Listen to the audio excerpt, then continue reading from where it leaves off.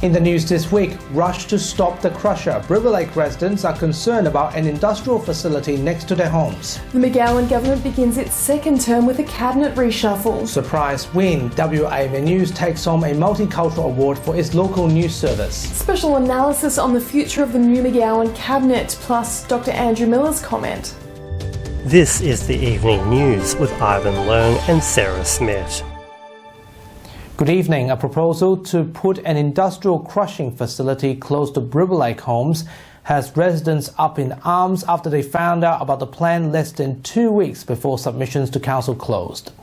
Residents say they don't want the noise of industrial crushers competing with their children's lullabies. We'll begin with Kit Sanders' exclusive report. A group of River Lake residents are concerned that a proposed industrial crushing facility would bring industrial noise, trucks and potential deadly asbestos dust less than 1 kilometre from their homes. I felt angry a little bit and then I felt panicked because I realised what the deadline was for the City of Cockburn and I had to very quickly find out what the next steps were. Leah McGovern's house is 500 metres away from the proposed location, which would put her inside the 1,000 metre buffer zone the EPA recommends between crushing facilities and homes. They can see it from their back garden. Like, it's pretty close. Leah says there was very little consultation from the council, having only heard about the proposal 2 weeks ago, and the deadline for submissions to council is Monday. The City of Cockburn has not done a really good job of letting the residents know. I've literally been door knocking saying, have you known about this? I've done 3 meetings, one with the council. So some did, some didn't. It was just like, we just didn't know. And now the deadline for submissions to the City of Cockburn is Monday, 4 p.m. A petition to stop the project has garnered more than 600 signatures in 3 days. And Leah says any other concerned residents should contact their local councillor. If approved, the facility would be erected on Barrington Street in River Lake. Kit Sanders, WAMN News. Mark McGowan's ministry has been sworn in for a second term in government as it announced a new team to head up the state for the next 4 years. Ministers have been assigned their portfolios in a cabinet reshuffle as the Premier puts a twist on who will be in charge of WA's finance. Nelson Liu reports. WA Labor backing government. Mark McGowan and his ministers making it official.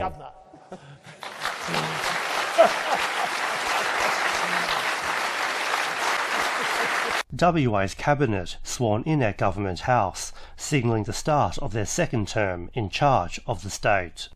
I, Mark McGowan, swear by Almighty God that I will faithfully serve the people of Western Australia in the office of Premier, Treasurer, Minister for Public Sector Management, Federal-State relations. 16 ministers will join the Premier in government in what he describes as a great honour and responsibility. It must be a baptism of fire for you. You know, Ivan, that you've been there for a long time and it's been a long haul, mate. Are you excited, Stephen? I am excited, Ivan, very excited. Yeah, looking forward to serving as part of the McGowan team for another 4 years. Lena, excited in the new challenges coming soon? Absolutely, absolutely. So what's going to be the next first priority then? Our first priority is to start moving on our programs for climate resilience in agriculture. The ceremony follows the distribution of portfolios in a ministry reshuffle during the week. In an unexpected move, Mr McGowan appointed himself as Treasurer to join his position as Premier, replacing outgoing Treasurer Ben Wyatt. I work very closely with Ben. I have a natural interest in Treasury matters and making sure we manage the state's finances well and we continue to have strong economic and financial management. Health Minister Roger Cook and Transport Minister Rita Saffioti were widely tipped to take on the portfolio, but the Premier says the time wasn't right, despite both ministers being capable. Changing Health Minister in that environment, I didn't think was wise. In the case of Rita Saffioti, who, as you know, as well, is very well qualified and a very talented person, her portfolio load is already very large. He says the Treasurer role could be temporary for him.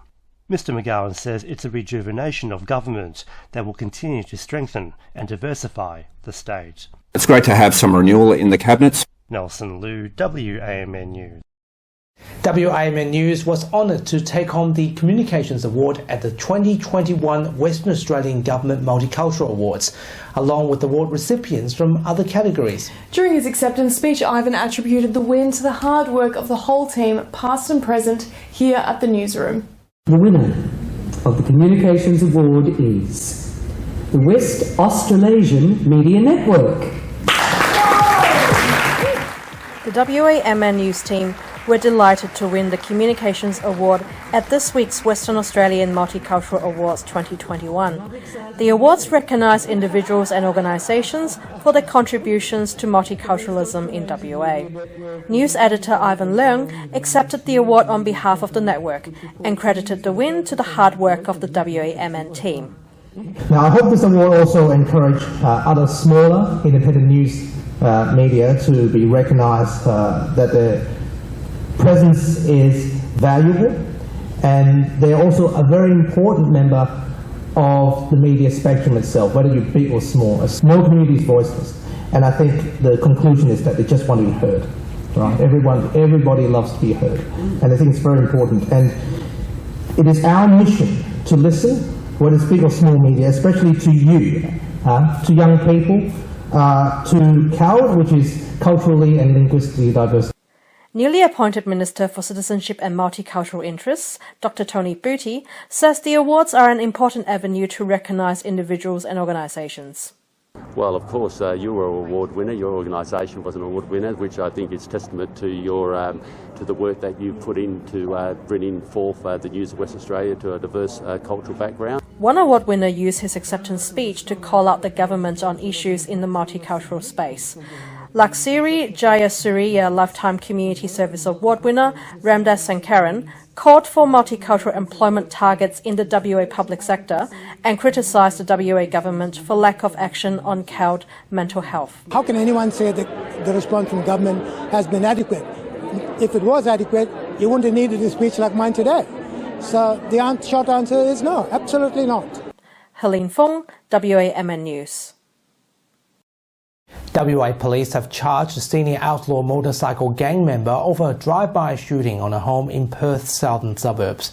The 45-year-old from the Rock Machine gang was involved in a shooting on the Cyrus Place home in Port Kennedy, which came after a 36-year-old was charged over the same shooting. He faces 16 charges, including intent to harm and reckless driving to escape police. And he appeared in court this week. A 41-year-old man and 37-year-old woman have been arrested in relation to the theft and sale of 803 cattle, valued at $800,000.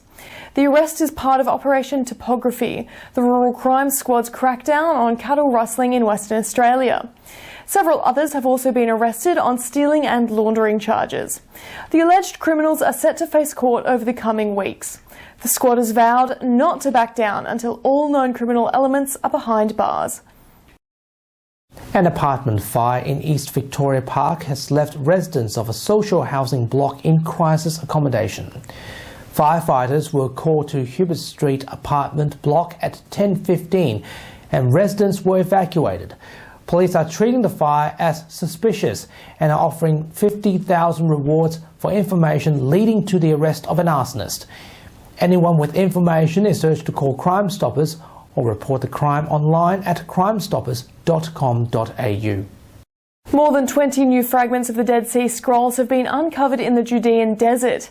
Along with the biblical fragments, a 10,000-year-old basket and 40 skeletons were found, one dating to 4000 BC.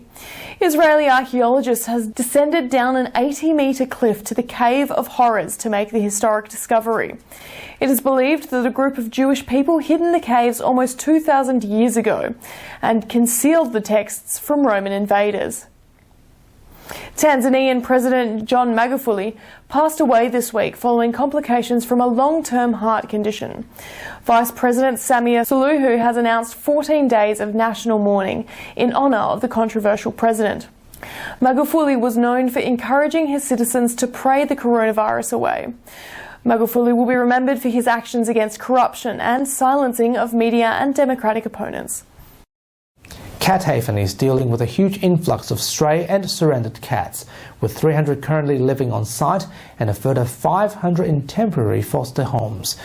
Though there is a high demand for kittens, adult cats are less easy to find homes for, and the shelter is urging the public to open their hearts to an adult cat.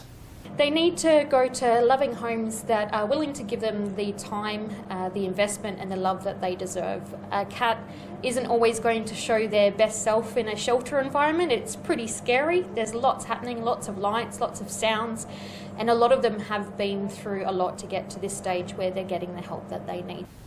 Only 6% of cats that come to the shelter are microchipped.